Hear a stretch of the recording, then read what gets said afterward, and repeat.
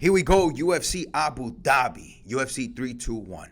We're gonna break this fight card down, Abu Dhabi, and we're going to, go with the bets first. I know you guys like that. I go through that first with you guys. All right, so that's what we're gonna do. All right, so as we go through this fight card, we're doing a two-legger parlay. It's going to include Mackenzie Dern, 100%.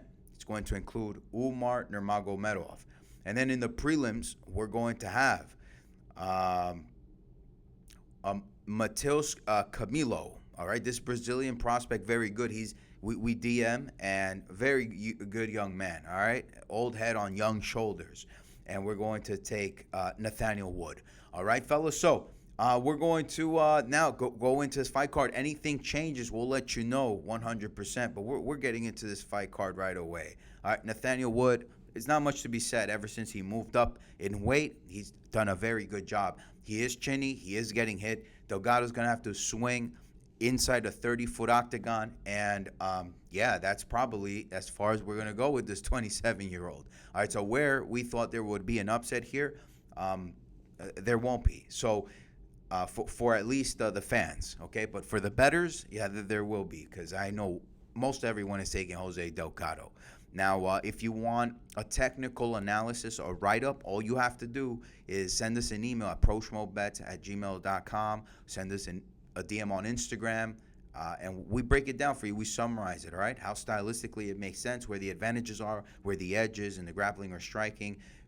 Pretty much, you can really simulate this fight if you put two and two together and you watch tape. All right, Matheus Rebecki, Ludovic Klein. You know where this is going. How the hell is Rebecki back in the octagon? How's he back in the octagon?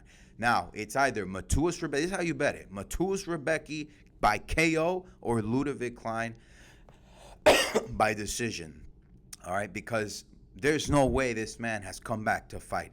He just nearly got his head blown off.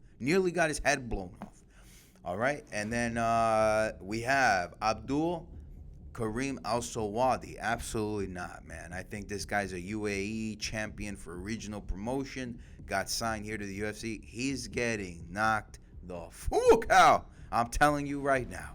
All right? Or if he's going to attempt to grapple and exchange Matheus Camilo, he'll be on him, and it's going to be a ground and pound finish. What an exciting opening to this fight card. You don't want to miss this if you're out there in Abu Dhabi. You got to sit in and take part, Hey, Jacqueline Amorim, her grappling is elite. Minzuki Inu, I know usually women's MMA fights don't go the distance. I mean, they go the full distance. You take the over 2.5 on your betting lines, you're more likely to cash. I'm taking fight not to go the distance between them. All right, that's just the way it's going to go. All right, let's pray for the submission from either or and keep it moving. Women's MMA. Ikram Aliskerov, Jung Young Park is the master grappler, clincher, very good striker, but too technical for someone like Ikram Aliskerov. That's why Aliskerov's going to cash your parlays. All right, that's all she wrote, man. I'd love for Jung Young Park to get it done on this side of the hemisphere, but styles make fights. You know what I'm saying? That's just the way it goes. And then we have Chris Barnett. Who does not want to see Chris Barnett knock out Hamdi Abdelwabi? Because you can. He can certainly do so. But Hamdi, man, is just going to lay and pray on this guy. He can take and absorb a few hits before he gets him down.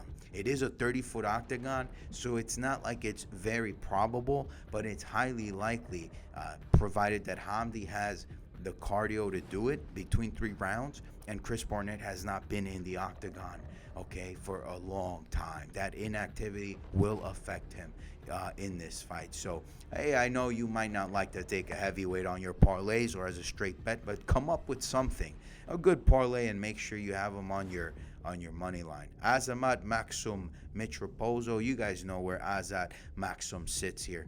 All right. Prospect everyone looks forward to. Matt Raposo, very popular amongst the MMA community. Okay, so we have Azat Maxim on the money line, and then Umar Nurmagomedov, Mario Bautista. Mario Bautista is sitting, waiting, very patient, to get off on those shots. Very good strike sequence.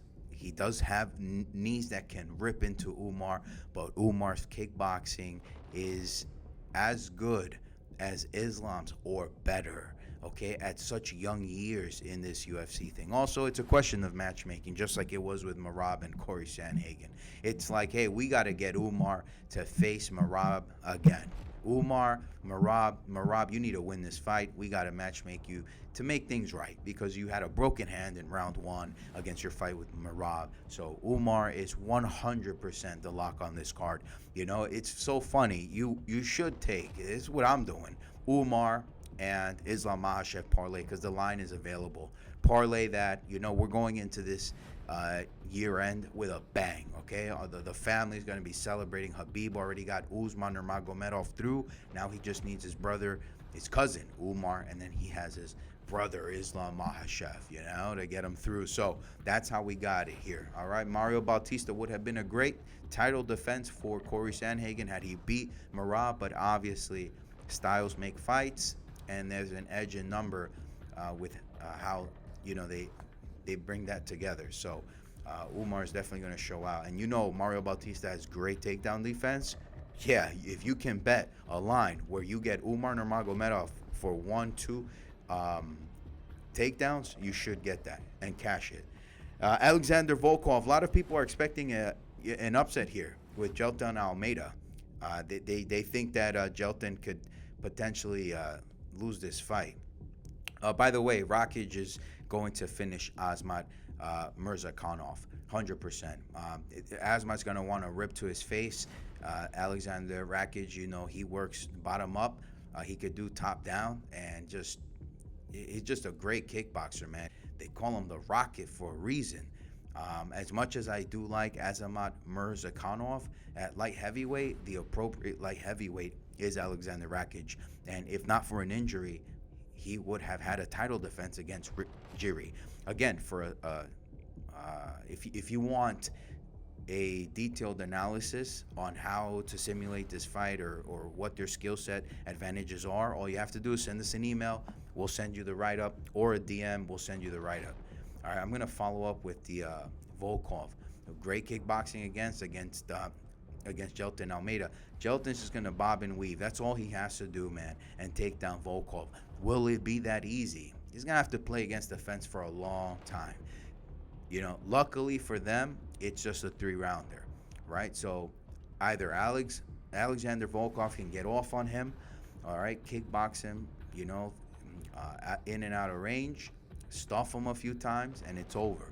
Or Jelton is going to prove how lethal he is in this department. So finishing him potentially with a submission, I have no doubts. All right. So next we have Verna Jandiroba. Hey, you know how she strikes, right? And you know, as she's coming forward, she's definitely getting checked by Dern. Once Jandiroba is on her back, you know, Dern is due for a submission. And to prove yourself lethal to some degree, you definitely want to prove you could finish someone, especially if it's for a belt. Because for that title defense, you don't want to give your opponent that confidence. I'd love to give Verna Jandiroba through, but the UFC has not proven to be, quote-unquote, the best equal opportunity leader when it comes to it. It's always business first. I'll tell you why, because Askar Askarov, like the Bullet, Magomedov, right, the kickboxer, who's not on this fight card, he's injured. These guys have, if not for being deaf, you have a disability in one eye. You know, Shara Bullet, I don't think he'll ever get into the top 5, you know? And the same goes here, right? So Verna Jandiroba is like cross-eyed. I think that there has to be some issue with astigmatism or myopia that we won't know because we're not her doctor. So I think these things, you know, are not something that UFC sees favorably. And I don't think it's because of their culture particularly. I think it has to do a lot with like commissions and regulating fights. So Dern is just too good, man. She was with Jason Perillo, with Marlon Vera, Luke Rockhold, Tatsuro Taira, right?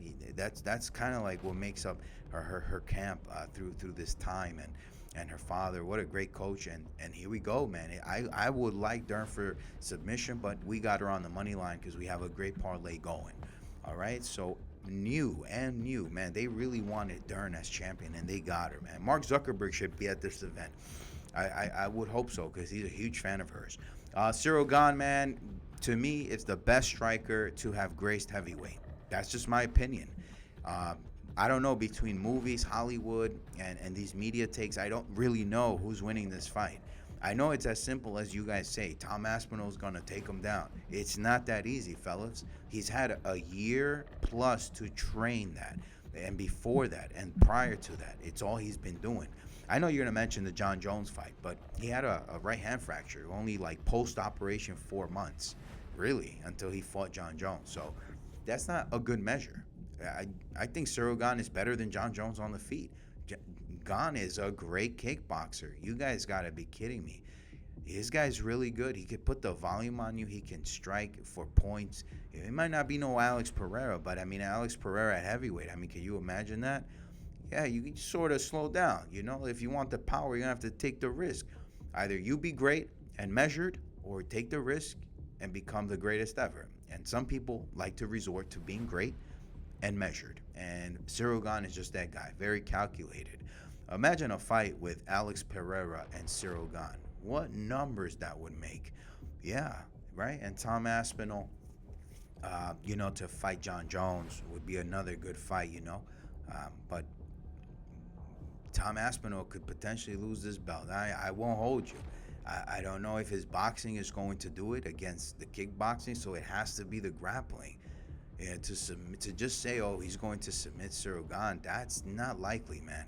Ciryl Gane made mistakes against Ngannou. I understand that he has no credentials in wrestling or grappling, but neither does Alex Pereira. And sure, he has Glover Teixeira as a submission grappler to help train him, but so does Ciryl Gane. Have a great camp, great coach, who's the owner of the most elite promotion in France for MMA. So I think that if there is a spread at plus 5.5, that's all Ciryl Gane's got to do. He doesn't have to win the fight, could lose it, all right? But if you're off by a point or two or three or four or five on a unanimous decision win for Tom Aspinall, you cash. Okay, if you win a split decision or lose a split decision, you cash. And if you win the fight outright, you cash. So that's how I would bet this fight. You heard it here first. Pro Schmo Bets.